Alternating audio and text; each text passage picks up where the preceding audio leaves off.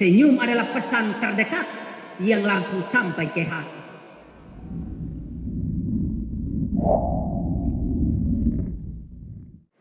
Bapak dan Mama, saudara dan saudariku, rekan-rekan umat Allah yang berpelindungkan Santo Yohanes Pemandu. Selamat hari Minggu untukmu semua.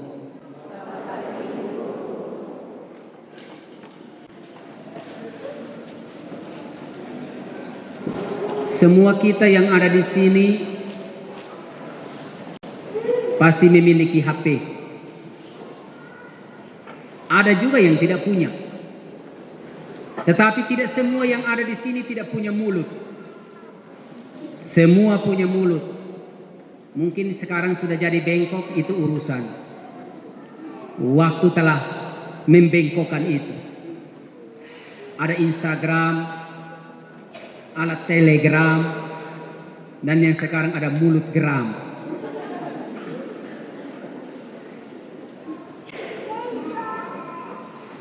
Semua kita yang punya mulut ini, coba kita bayangkan pada waktu yang bersamaan ketika tiba di gereja meminta sesuatu kepada Tuhan.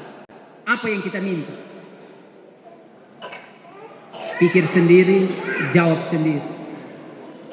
Ada orang yang meminta, tetapi pada akhirnya belum terkabul. Mungkin yang dia pikirkan lain, yang dia omong lain, yang dia rasakan lain. Maka tidak ada connect di sini, dan di sini. Maka jalurnya berbeda. Harus sesuaikan. Ini pas, keluar dari sini, maka terkabul. Hari ini penginjil membahasakan, jika Anda menerima dengan cuma-cuma, maka berikanlah pula dengan cuma-cuma. Jika saat ini Tuhan memberikan kepada kita lebih, berarti dia tidak meminta kita untuk membeli lebih. Tetapi dia menginginkan atau memberikan kepada kita kesempatan untuk memberi lebih. Jadi saat ini kalau kita dapat banyak lebih, berarti Tuhan tidak mau supaya kita beli lebih. Tetapi ia memberikan kesempatan kepada kita untuk memberi lebih. Menolong orang lain tidak mungkin mengambil seluruh beban hidupnya, tetapi paling kurang mengurangi apa yang sedang ia alami saat ini. Semua kita punya beban. Tetapi banyak orang yang punya beban berat, tetapi dia biasa-biasa saja. Dia senyum terus. Maka Mother Teresa menulis tentang senyum. Senyum adalah pesan terdekat yang langsung sampai ke hati. Jadi pesan terdekat itu senyum. Senyum. Atau pakai habis bibir merah dan tidak senyum, tidak bagus. Kita harus senyum. Biar beban berat juga senyum. Karena senyum adalah pesan terdekat yang langsung sampai ke hati. Ingat kembali waktu Bapak senyum dan Mama pertama. Itu Bapak bilang, ini senyum yang terbaik yang pernah saya lihat.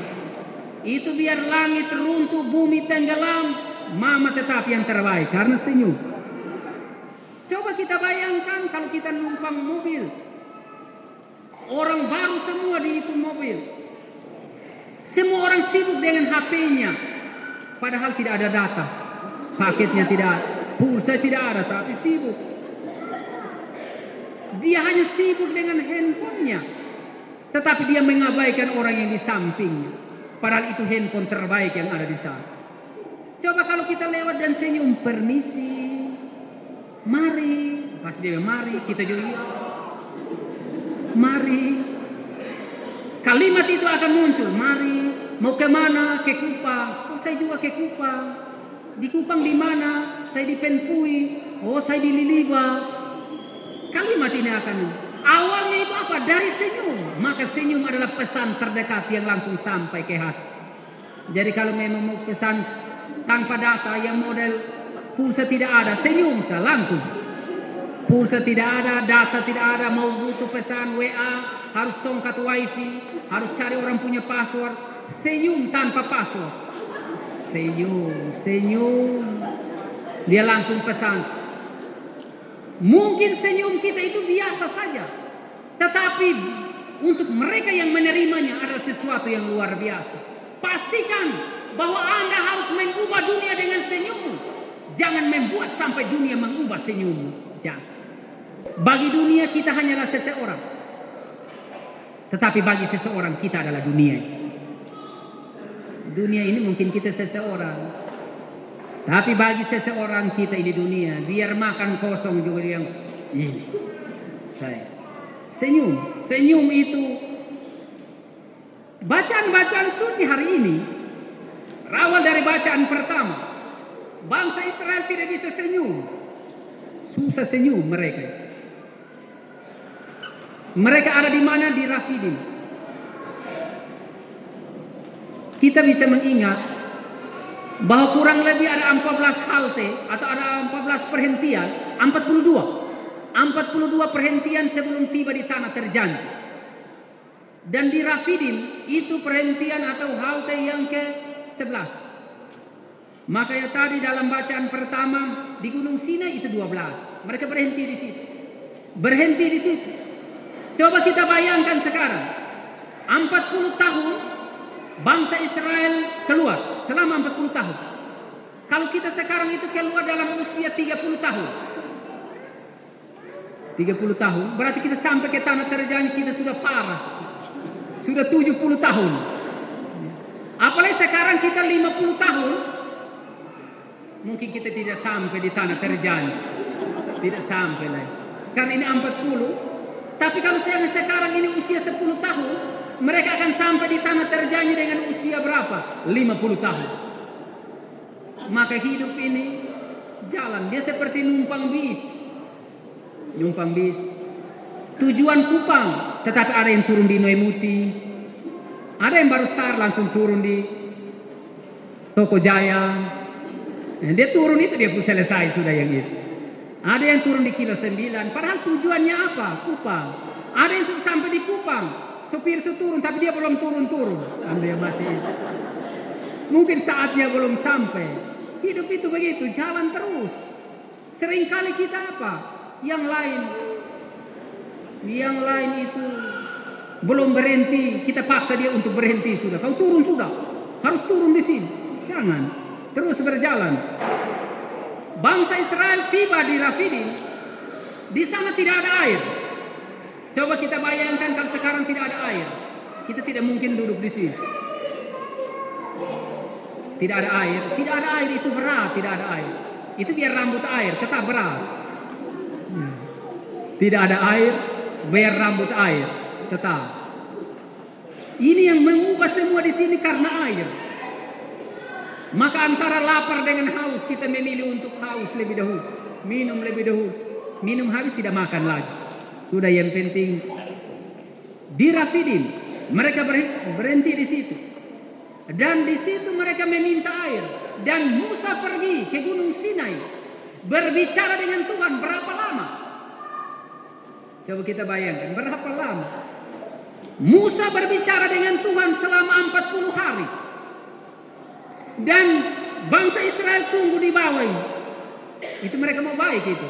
Tidak baik itu. Hanya tensi saja. Emosi terus. Kita SMS saja. SMS ya. SMS tidak balas. Centang satu sakit su emosi. Atau dia baca habis dia tidak balas. Tambah emosi. Padahal itu belum sampai 1 hari. Coba kita bayangkan bangsa Israel. Kenapa dia marah. Dia emosi. Dia marah. Karena Musa berbicara dengan Tuhan selama 40 hari.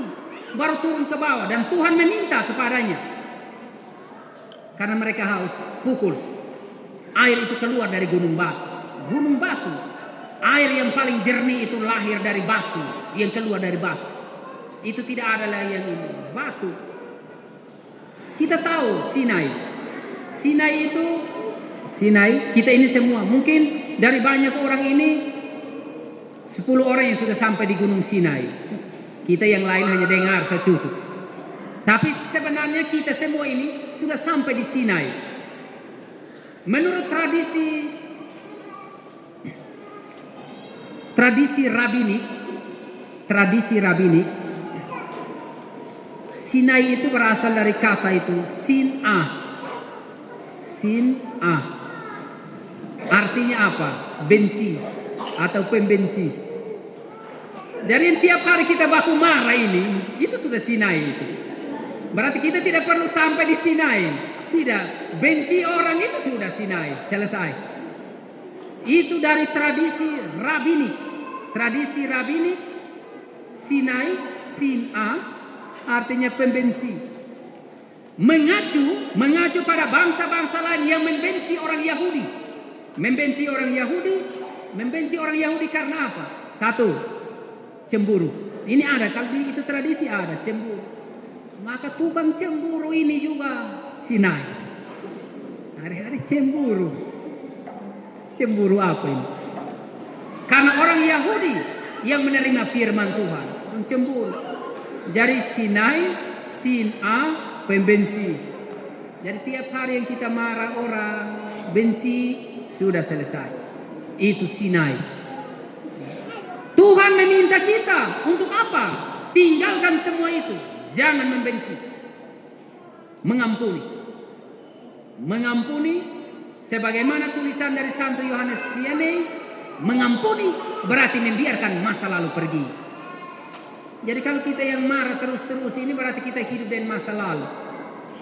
Ada satu kalimat yang tenar di Facebook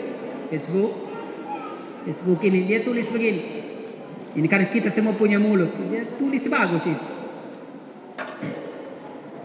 Jika kamu memiliki mulut hanya untuk membicarakan keburukan orang lain, memperhatikan orang lain, ini untuk omong orang begitu kan.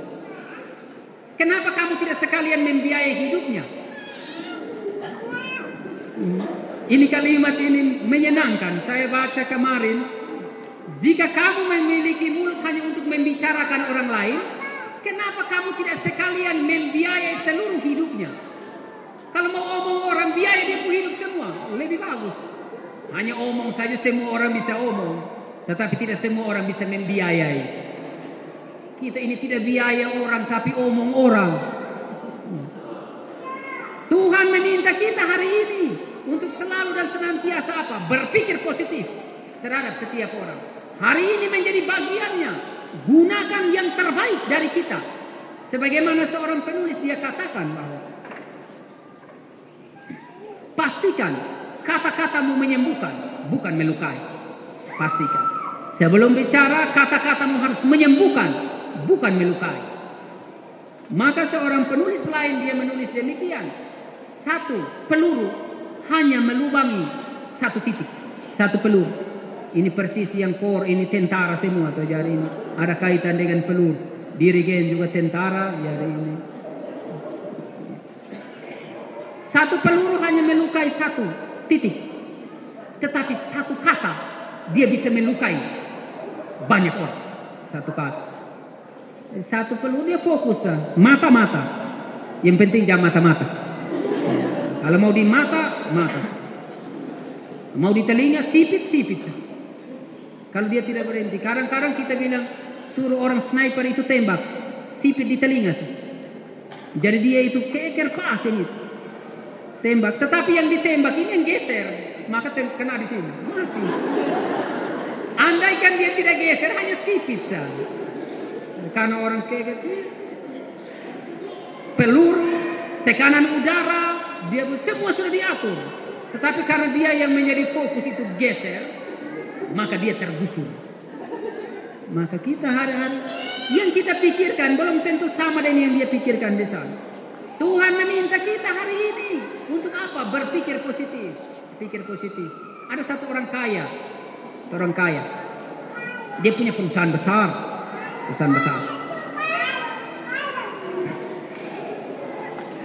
Dia itu tidak bahagia dengan kekayaannya.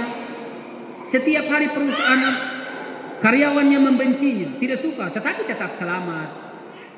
Dia merasa tidak dihargai. Maka pada satu kesempatan dia pergi ke orang bijak dan dia katakan, saya mau mati. Ya, oke, kalau mau mati, ini air, minum. Sampai hari Sabtu kamu akan mati dengan tenang. Dia ambil hari Senin pagi, pulang langsung minum. Karena dia tahu hari Sabtu dia akan mati. Maka pergi ke kantor, dia lihat karyawannya, selamat pagi, apa kabar hari ini? Karyawan, baik. Tadi pagi makan atau tidak? Makan. Baik, kerja yang semangat ya. Iya. Semua karyawan dia sapa, tidak seperti dulu yang dia hanya keram saja. Dia pulang ke rumah. Waktu pagi dia bangun pagi lebih cepat. Dia masak buat istri dan anak-anaknya. Dia siapkan semua. Setelah itu dia ke kantor. Baru sampai hari Rabu semua berubah. Di kantor itu dia merasa bahagia sekali. Orang-orang di kantornya datang dan memberikan selamat yang tulus dan ikhlas kepadanya. Dia kembali ke rumah, baru sampai, baru bel di depan. Security membuka pintu. Anak-anak lari dan berteriak, "Papi!" Istrinya sudah tunggu di pintu dan mengambil tas kebesarannya. Sudah sediakan teh hangat kesukaan suaminya. Dia merasa bahwa ini sudah hari Rabu, besok Kamis. Saya hampir mati di hari Sabtu. Tetapi dia sudah tahu, dia semakin baik kepada karyawannya, kepada istri dan anak-anaknya. Tetangga-tetangganya dia selalu kunjungi dan dia memberikan senyum yang terbaik. Dia selalu berbuat baik kepada tetangga dan semua orang di sekitar.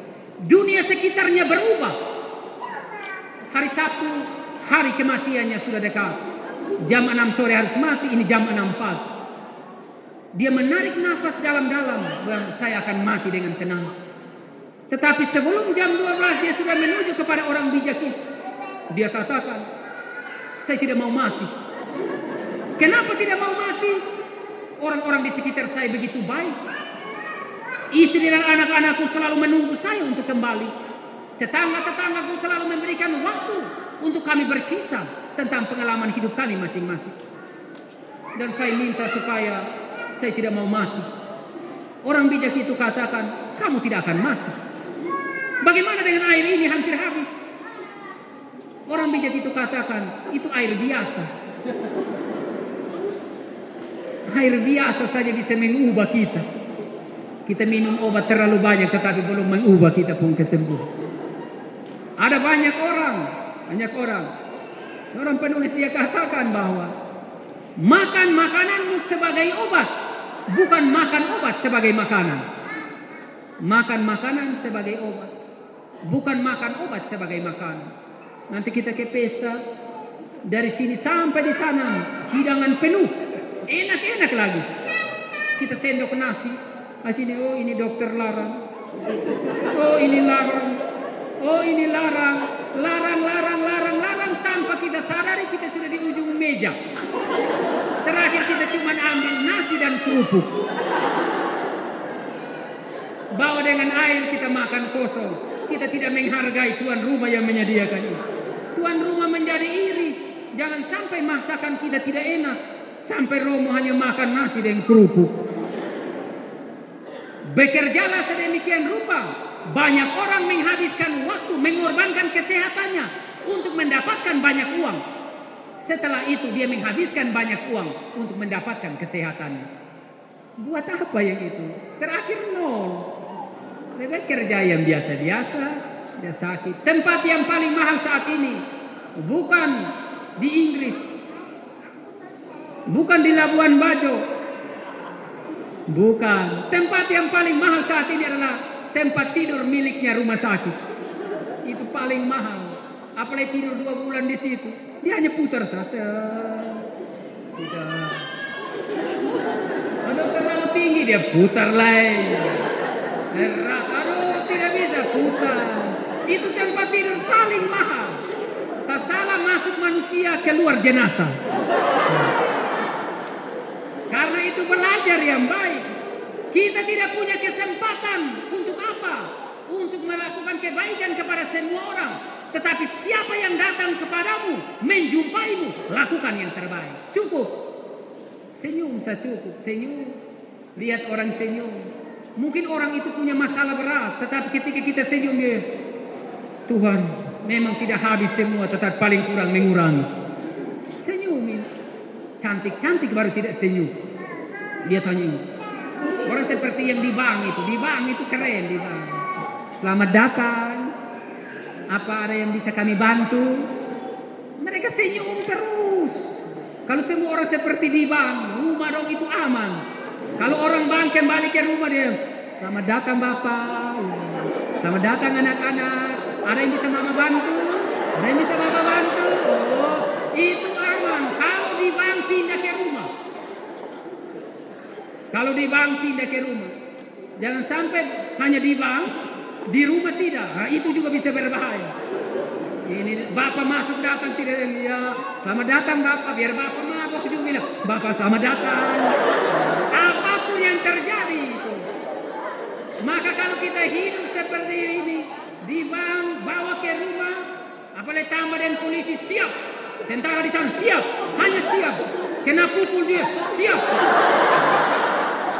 Itu semua sebenarnya aman. Tapi karena kita tidak siap, maka kita lapor ke sana datang hidup itu. Mari kita belajar hari ini kembali dengan baik. Coba kita bayangkan sekali lagi, umat Nasleo kurang lebih 20.000 orang. Yang masuk misa 3.000 orang per minggu. Berarti 17.000 lagi tidur. Mereka kemana? Maka pulang ke rumah sekarang lebih gampang. Bayangkan kita ke rumah ada berapa orang? Ada 7 orang katakan. 2 orang masuk misa berarti 5 orang tidur. 5 ini. Apakah 2 ini bisa mempengaruhi 5 orang ini? 5 orang saja sulit pengaruhi 2 orang, apalagi 2 orang pengaruh ini. Maka pulang ke rumah, masuk rumah, damai Tuhan bersamamu. Kalau mereka masih sadar, bersyukur mereka dan bersama rohmu. Maka ini rumah lagi aman. Coba kita bayangkan lagi. Bapak yang datang misa, Mama siap makan di rumah untuk pergi Helketa. Tunggu Bapak pulang mau mereka jalan. Misa di sini lama sekali. Terakhir Mama gelisah. Misa apa sayang lama sekali. Mama sudah rapi, sudah sepatu pilihan terbaik, sudah celana panjang, kain, make up semua terakhir. Karena misa di sini terlalu lama, Mama sudah bongkar semua dan memilih untuk tidak mau pergi lagi. Karena itu lebih baik datang duduk sama-sama, duduk dekat memang dengan Mama dan Bapak. Korek saya, oh itu baik. Kode saya, karena kita ini butuh kode. Bapak dan Mama ini hanya senyum, senyum begini dia paham. Oh, itu Mama pun mau begitu. Mama hanya kipas begini, Bapak yang di sana itu langsung memang. Ada satu bapak ya di dunia ini tidak usah sebut. Satu bapak, dia bilang Romo, saya tidak takut siapapun di dunia ini. Saya tidak apa-apa, itu bagus Bapak tidak takut. Saya tidak takut Romo. Minum, ini minum Sofi, saya kasih minum. Sudah angkat gelas yang ketiga, Mam tua datang.